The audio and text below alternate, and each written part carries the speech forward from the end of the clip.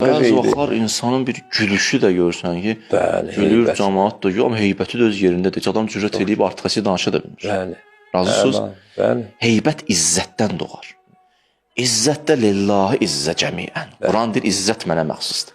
Çün izzət Allaha məxsusdur, yüksəkliklərdədir.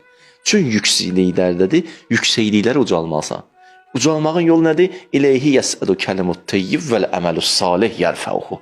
Gözəl. Pak kəlmələr Allaha ucalar, salih əməllər pak kəlmələri Allaha qaldırar. Əllamə təslimdə deyirdi ki, kəlmə qalxırsa Allaha, kəlməni danışan da qalxır Allaha. Nə gözəl. Yəni, salih əməllə, pak kəlmələrlə ucalırsan Allaha, ucalanda olursan sən də əziz, çünki izzət oradadır, həmən izzəti tapırsan, Allahdan olan izzəti.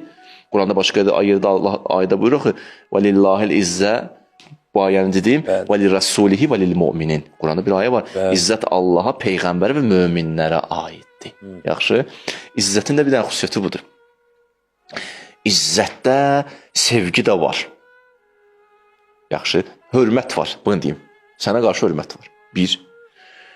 Hörmət qorxudan deyil, izzətdən yaranıb. Neysə görə deyil, sənin vəzifəvə görə deyil, səni sevir, hörmət edir. 2. 3. Heybət də var. İzzətdə, heybət də var.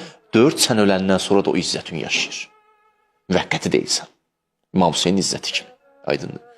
Haçan ki, heybət hardan qaynaq? İzzətdən. Sual verirəm. Əziz yaşa. Belə deyil. Allahın buyurduğu kimi yaşa. Sözvün yerin bil. Ciddi olan yerdə zarafat eləmə. O da buyursun, ciddi söhbət gedən yerdə bir başlayır zarafat eləmə. Zarafat yeridir. Allah sənə kömək olsun. Hər şeyin yeri var da. Bəli.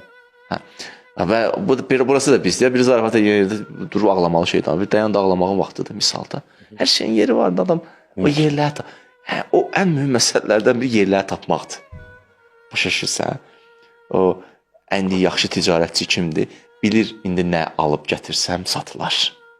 Pulu çox olmaqla deyil. Bilir indi nə alarlar. Bilir haçan zarafat lazımdır. Bilir nə zaman ciddi olmaq lazımdır. Bu cür.